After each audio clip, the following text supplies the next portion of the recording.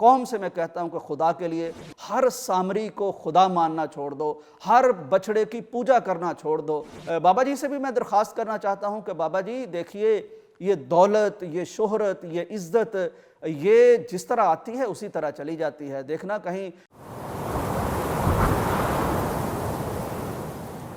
ناظرین اکرام، دنیا اسی بات پر بہت حیران تھی کہ کس طرح اللہ تبارک و تعالیٰ نے ایک سادہ سے، دیہاتی سے، گمنام سے بابا جی کو اٹھایا اور پوری دنیا میں شہرت کے بام عروج پر پہنچا دیا۔ کہاں وہ بابا جی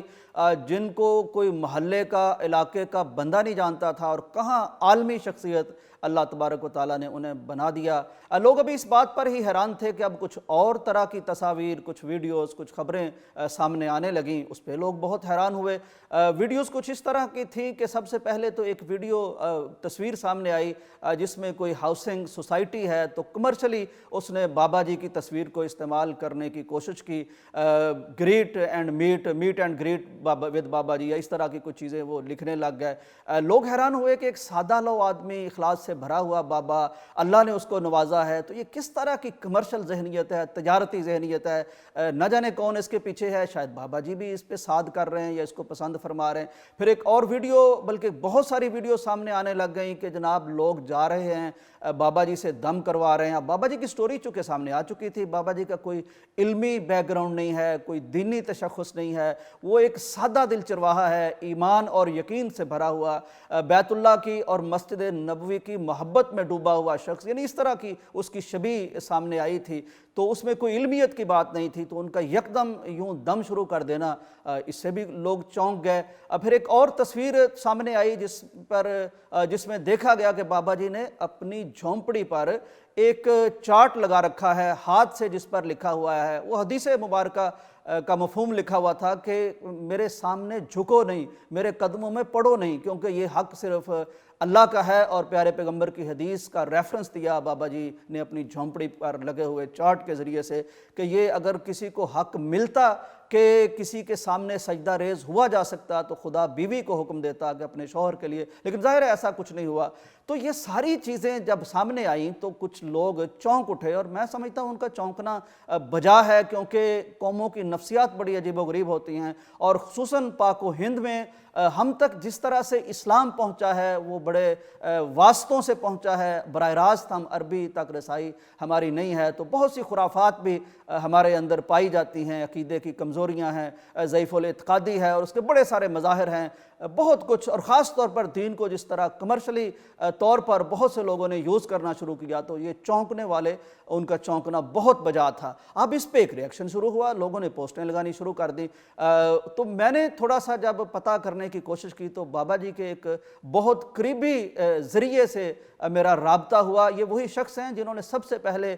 بابا جی کی ویڈیو بنائی، ان کی کٹیا کو دنیا کے سامنے پیش کیا، اور بہت سے میڈیا والوں نے ان کی وہ ویڈیو لے کر شیئر بھی کیا، عربیہ وغیرہ نے۔ تو انہوں نے تسلی دی کہ بابا جی بے شک بہت سادہ دل ہیں اور قطعاً ناپسند کرتے ہیں ان چیزوں کو، اور ان کا کوئی اس میں ذاتی نہ رجحان ہے، نہ وہ اس کو کاروبار بنانا چاہتے ہیں، نہ وہ پیر بننا چاہتے ہیں، نہ وہ کوئی اپنا مزار بنوانا چاہتے ہیں، نہ اپنے بچوں کے لیے روزی روٹی کا بندوبست کرنا چاہتے ہیں،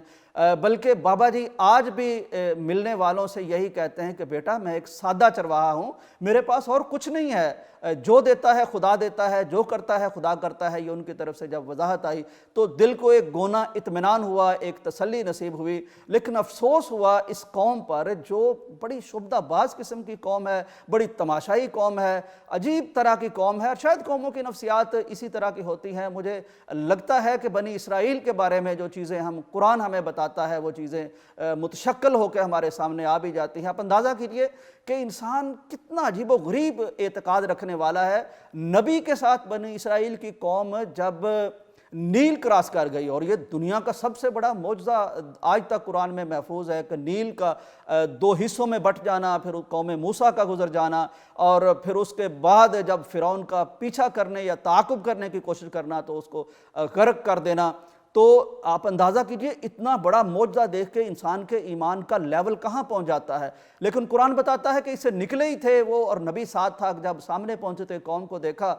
جس نے کچھ اپنے معبود بنا رکھے تھے جن کے سامنے وہ سجدہ کر رہے تھے، تو دیکھتے ہی جناب موسیٰ سے یہ مطالبہ کر دیا اس قوم نے کہ ہمیں بھی اس طرح کے کچھ اگر الہ بنا دیے جائیں، معبود بنا دیے جائیں تو ہم بھی ان کے سامنے سر جھکائیں۔ تو اور یہ قوم، تو اس قوم کو میں یہ ہاتھ جوڑ کے کہنا چاہتا ہوں کہ خدا کے لیے بابا جی کا نقصان نہ کرو۔ بابا جی کو اللہ تبارک و تعالیٰ نے جو عزت عطا فرمائی ہے آپ کو اندازہ نہیں وہ کتنی زیادہ ہے۔ عرب لوگ جو ہیں وہ بابا جی کو شاہی مہمان بنانا چاہتے ہیں، اور بابا جی سے اگرچہ براہ راست ابھی رابطہ نہیں ہوا، لیکن وہاں جو بابا جی کے قوم قبیلے کے کوئی لوگ ہیں ان سے رابطہ ہو چکا ہے، اور سعودی عرب کے بہت بڑے وزیر ہیں جن کو میں نے خود یعنی ٹویٹر پہ دیکھا کہ وہ بابا جی کے متعلق پوچھ رہے تھے۔ جو پشاور زلمی کے مالک ہیں وہ چاہتے ہیں کہ بابا جی کو اپنے خرچے پر حج پر بھیجا جائے۔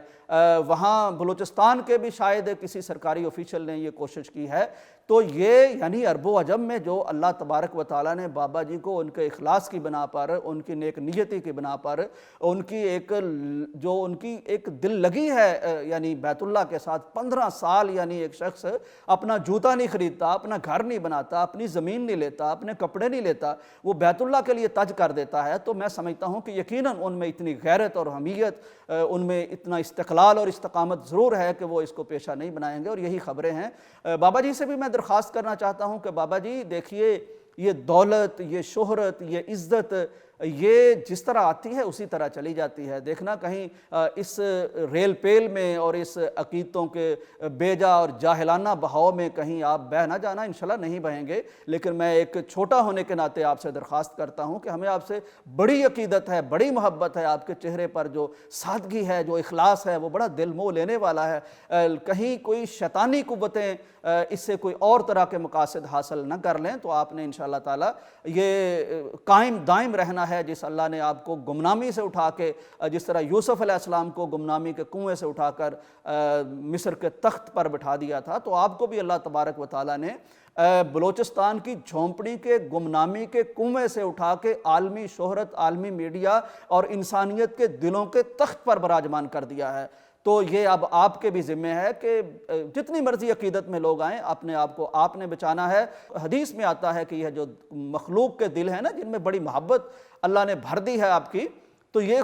خدا کی 2 انگلیوں کے درمیان دل ہوتے ہیں، اور اللہ تعالیٰ ان کو پھیرتا رہتا ہے، الٹتا رہتا ہے، گردش میں دیتا رہتا ہے۔ عزت ہو، شہرت ہو، دولت ہو، مقبولیت ہو، محبوبیت ہو، یہ جس طرح تیزی سے آتی ہے اسی طرح تیزی سے چلی بھی جاتی ہے۔ قوم سے میں کہتا ہوں کہ خدا کے لیے ہر سامری کو خدا ماننا چھوڑ دو، ہر بچڑے کی پوجا کرنا چھوڑ دو، اس طرح بابا جی کا نقصان نہ کریں۔ اگر اس طرح کی ویڈیوز، یہ ٹک ٹاک والوں نے میرا خیال زیادہ کام خراب کیا کہ اپنے ویوز کے چکر میں وہ طرح طرح کی بے ڈھنگی قسم کی وہ اپنی ویڈیوز بابا جی کے ساتھ بنانا چاہتے ہیں، اور پھر ان کو وائرل کرتے ہیں مختلف قسم کی کیپشنیں دے کے، اور مختلف قسم کے پیچھے بیک گراؤنڈ میں آوازیں، وائس اوورز لگا کے وہ کرنا چاہتے ہیں۔ تو اگر عرب میں پہنچے گی تو وہ عرب جو آج بابا جی کو منگوانا چاہتا ہے شاہی مہمان بنا کے، تو وہ عقیدے کے معاملے میں ہم سے زیادہ